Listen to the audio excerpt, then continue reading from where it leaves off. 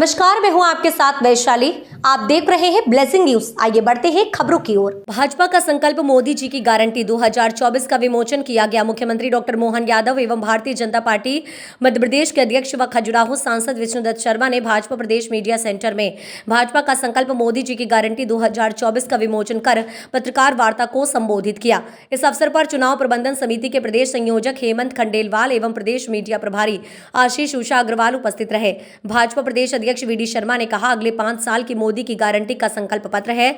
10 साल के संकल्प गारंटी के साथ पूरे किए। लोगों के सुझावों के आधार पर संकल्प पत्र तैयार हुआ। मध्य प्रदेश में 1100 स्थान पर सुझाव लगाई गई थी।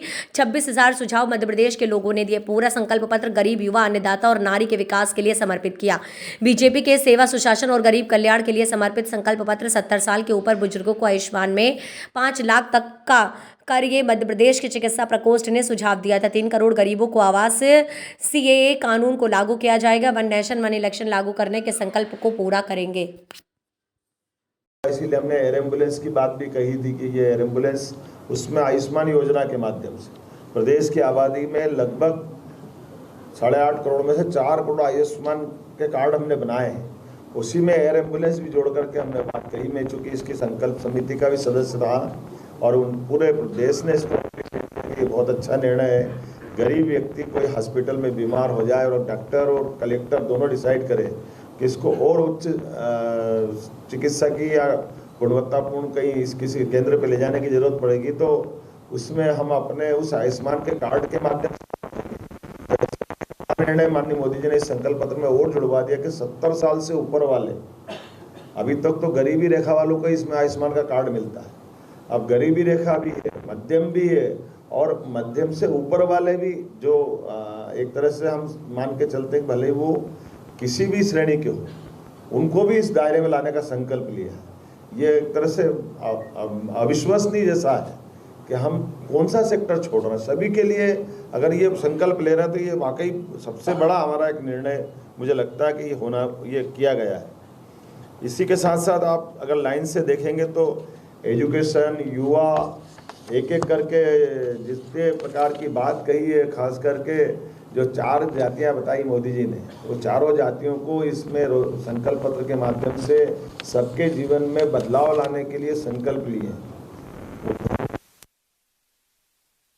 अभी तक तो हम स्मॉल स्केल 3 श्रेणी में, लेकिन रोजगार परक उद्योग, जिनके उद्योगों के माध्यम से केवल सेल्फ हेल्प ग्रुप नहीं, ऐसे बड़ी इंडस्ट्रियां जिस इंडस्ट्रियों के माध्यम से भविष्य में रोजगार के लिए ही खड़ी की गई। आमतौर पर मशीनीकरण के युग में मशीनों के आधार पर प्रोडक्शन निकालना और प्रोडक्शन के आधार पर कमा के ले जाना। हम कल्पना करें कि ये वो दौर था जब दौर में गणेश जी भी चाइना बनाने लग गया था। हमारे अपने घरों के अंदर मूर्ति पूजा के लिए भी हमारे लिए अपने यहाँ ये जो नया बदलाव आया संकल्प पत्रों के बलबूते पर, दुनिया का सबसे बड़ा खिलौने बनाने वाला देश अगर कोई हो गया, नंबर 1 पे भारत आ गया, तो ऐसे में हमारी संभावना भी खुलती है। इसी प्रकार से चिप इनके मामले को लेकर के भी जो कल्पना, तो अत्याधुनिक तकनीक का भी इस्तेमाल करते हैं और जिस ढंग से हमारी खास करके जबलपुर की सैन्य शक्ति के साथ वहाँ इंडस्ट्रियाँ हैं जो आर्मी के हथियार बनाती है, तो भविष्य को लेकर के हर सेक्टर में संकल्प पत्र के माध्यम से देश के स्वाभिमान का भी ध्यान रख रहा है, रोजगार का भी ध्यान रख रहा है, ध्यान रखा है। एक तरफ हमने कहा कि हम अमेरिका, इंग्लैंड और इनकी ग्रोथ को देख करके चल रहे हैं, लेकिन ये जो अर्थव्यवस्था का तीसरा पक्ष लेके चल रहे हैं, इस आधार पर अपने मध्य प्रदेश का भी हमने 4.5% से बढ़ा करके 9% का जो टारगेट लिया। मुझे लगता है संकल्प पत्र में बहुत सारी गुंजाइश हमारे लिए भी निकलेगी, जो एजुकेशन से लगा करके जैसे सैटेलाइट टाउन की बात इसमें जोड़ी गई है। तो शहर का जो शहरीकरण बढ़ रहा है, तो केवल शहर में गरीब लोगों के लिए उनकी जो झुग्गी झोपड़ी है उनका निदान भी इसमें खोजा गया है कि झुग्गी झोपड़ी वालों के लिए योग्य प्रकार के आवास बना करके उनको दे करके एक तो शहर का सौंदर्यीकरण भी करा जाए। इसी प्रकार से सैटेलाइट टाउन के डेवलपमेंट के माध्यम से सभी सर्व सुविधा युक्त शहर के बढ़ते आबादी के घनत्व को भी समायोजन करने का प्रयास किया गया। और मुझे इस बात की प्रसन्नता, हमारी सरकार ने भी निर्णय किया था, जैसे आमतौर पर कोई शहर बढ़ता है तो हमारे एक पर्टिकुलर किसी एक दिशा में बढ़ जाता है।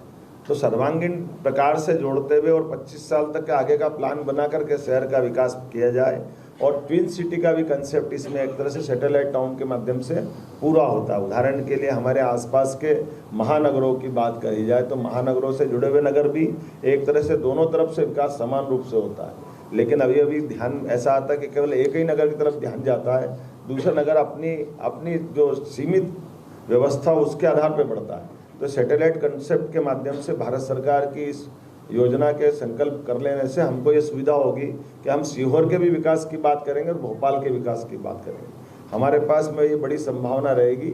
इसी प्रकार से इंदौर की बात करेंगे तो देवास की बात करेंगे, उज्जैन की बात करेंगे, धार की बात भी करेंगे। तो समान रूप से विकसित होने के लिए राज्य में बड़ी संभावना है।